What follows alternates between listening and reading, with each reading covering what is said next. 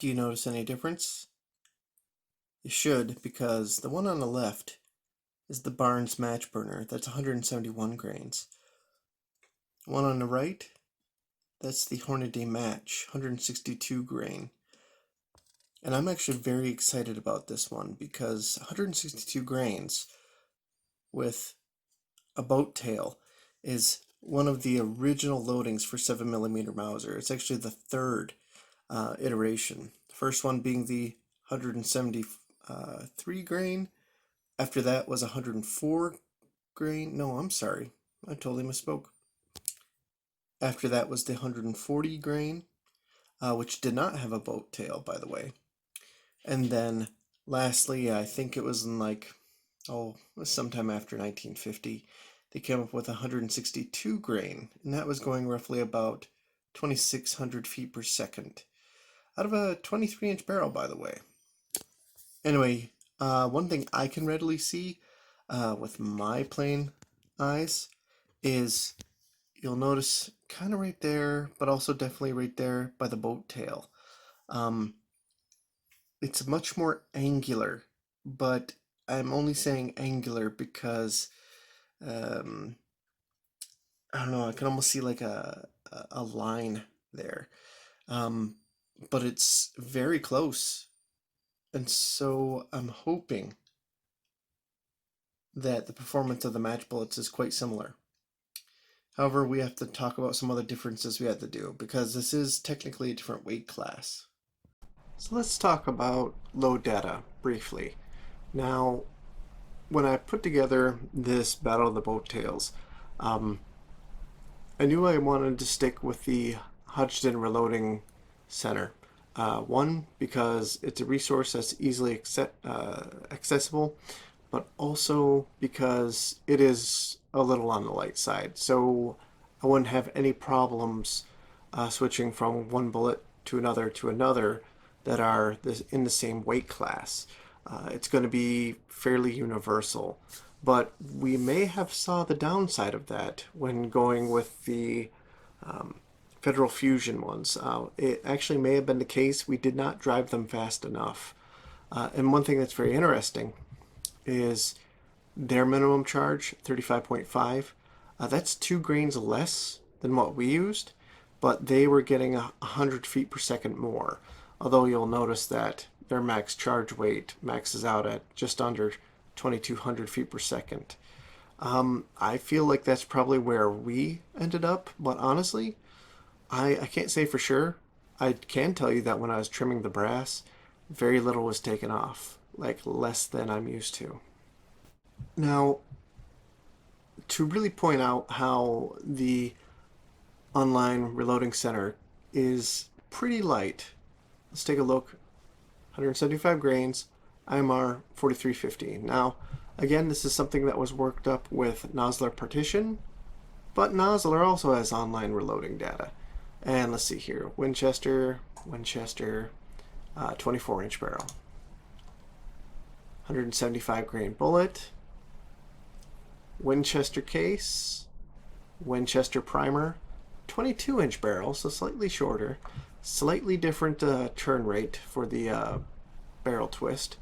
But look at here, IMR 4350, max charge 45 grains, minimum charge 41. Isn't that above the max charge? It is. So that's very interesting. Now, let's see here. They also have H414, or 414, however you want to say it. Anyway, 4440 for the max and lightest charge respectively. And wow, so even the minimum charge there is also above the maximum charge by a greater amount. Just for funsies, Barnes also has some online loading data. This is a little small, but you'll see there minimum 38, maximum 40.5. So that's again higher than the online loading center. but even their maximum charge is close to the minimum charge here with Nosler. So that's always why you want to consult multiple reloading manuals for data. It can be very important. That said, in another video, I might try the Federal Fusions at a higher powder charge weight. But what we're testing now is the Hornady Match 162 grain. Now, for this, I don't have the latest Hornady manual that has the 4451 powder in it. So again, I'm going to be extrapolating. And we've taken a look at all these various things that have IMR 4350. So let's take a look at the Spear manual, which for what they provide online does have IMR 4451. And you'll notice here that it is consistent with the Nosler manual. And this is 160 grains. You'll see here max charge 46. So for 4451, I see they have 43 grains, 43.8, I'm sorry. I'm going to use that, and I'm going to work down as appropriate, and I feel comfortable with that. So let's see how it does. So before we head out to the range, we got to measure with our comparator, and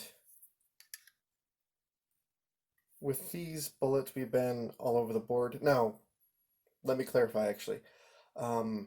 With all the bullets I've tried, we've gotten a range of measurements. I think some were far out as, I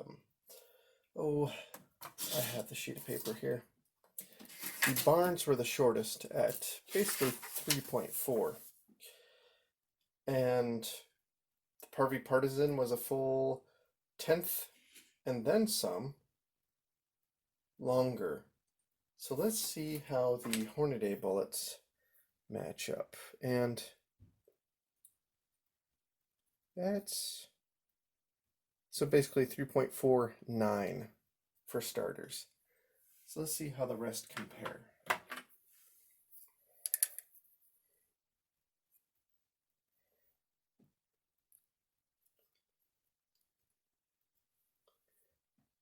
That one's just a shade under. That's actually just above the 8 mark, so that's less than a thousandth. That's at the 7, so that's 2,000ths. That's not terrible. I mean, the Parvy Partisan is still shot fairly well. There was a total of 7,000ths different, if I remember right. This one's back at 9.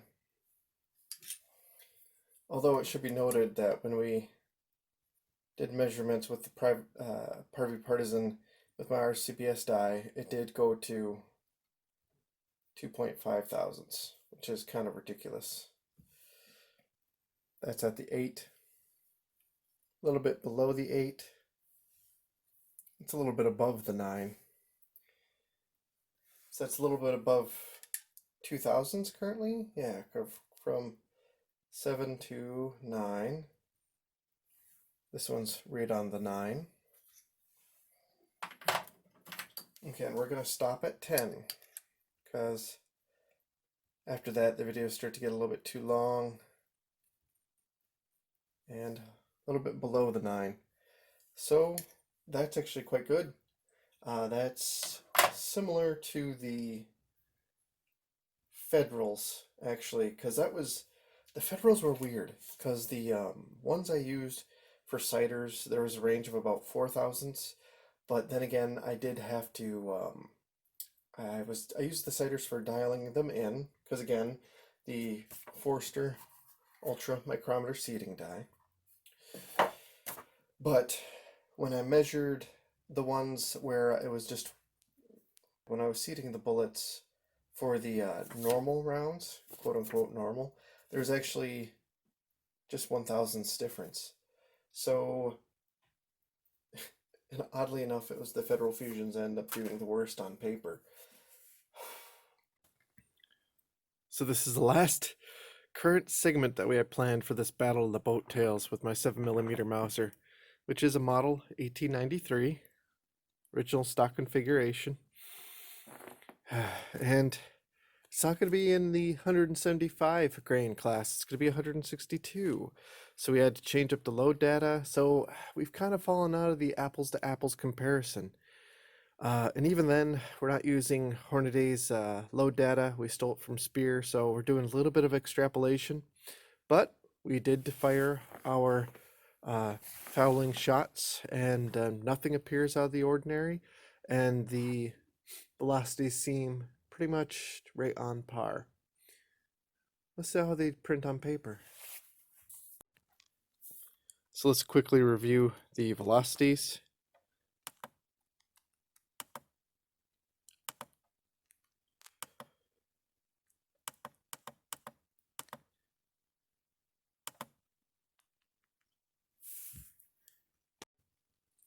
So I just finished firing the first row, and first off, I've been very happy because the primers sticking out of the pockets, like they did with the Federals, is not happening. So that also tells me that when that happened, it was a case of an undercharge. It wasn't a case of loose primer pockets. So I'm very happy about that. But furthermore, none of these are flattened in excessive case, so I know we're still doing well. I do notice also that the case necks are coming out a good bit cleaner, so a more positive seal is being made. So we're about right where we should be with our pressure curve. That makes me really happy. However, after just these 10 shots, I'm noticing that my barrel has a mirage on it, so I have to let it cool down for a bit. Usually it's not for a little bit more that, usually 5 or 10 more shots, that I start seeing a mirage. And it's not just because it's colder out today. Again, it's about 16 degrees Fahrenheit. It's definitely because these are some hotter shots. Nowhere near as hot as when we fired the off-the-shelf nozzler ammo, though, where we fired like, I think it was 3 or 4, and we were already seeing a mirage, and the barrel was very hot to the touch. Anyway, while I'm waiting for that barrel to cool down, I'm going to actually see how they printed on paper. Not bad. So that minimum charge, the next charge up, the middle, second to last, then the last. I'm very impressed, and I'm very happy because, like mentioned, this is also pretty close to the original military loading. So there's definitely some fine tuning we can do here. I definitely want to try chronographing them. One thing I want noted, none of them are keyholes.